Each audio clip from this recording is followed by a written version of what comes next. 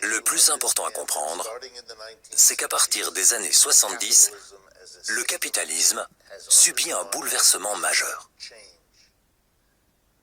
Il y a deux axes à ce changement. Le premier est géographique. Le capitalisme déménage.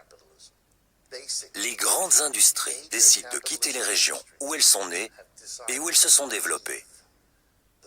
L'Europe occidentale, l'Amérique du Nord et le Japon. Nous n'avions jamais connu ça avant, à cette échelle. Deuxièmement, cette délocalisation a une signification. Les grands industriels ne vont plus payer des salaires en hausse constante. Ils n'y sont plus contraints. En Occident, les salaires ont augmenté tout au long des 100-150 dernières années, surtout aux États-Unis. C'était un accord. Après beaucoup de luttes entre capitalistes et ouvriers, les entreprises ont consenti aux travailleurs un confort de vie en croissance régulière. Bien sûr, l'accroissement des revenus n'a pas été aussi rapide que les gains de productivité et les profits. Toutefois, les salariés ont atteint un niveau de vie assez élevé.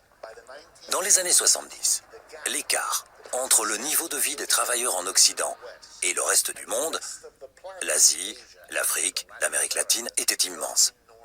Soudain, des centaines de millions de travailleurs vont entrer dans cette nouvelle économie ouverte et se retrouver en compétition avec tous les ouvriers occidentaux. Réfléchissez-y un peu. La demande de main-d'œuvre n'a pas changé. C'est le même système de production. Mais les réserves de main-d'œuvre ont centuplé avec l'arrivée des Chinois, des Indiens, etc. Le résultat final, c'est l'effondrement des salaires. Un effondrement global des salaires. Mais c'est l'ironie du capitalisme. Si vous réduisez les coûts de production, soit par une réduction des travailleurs, soit par des baisses de salaire, vous ne pouvez plus vendre ce que vous avez produit parce que les gens n'ont plus d'argent pour l'acheter. La contradiction.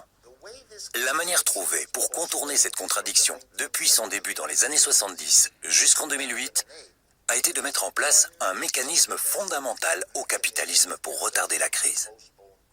Ce mécanisme, c'est le crédit.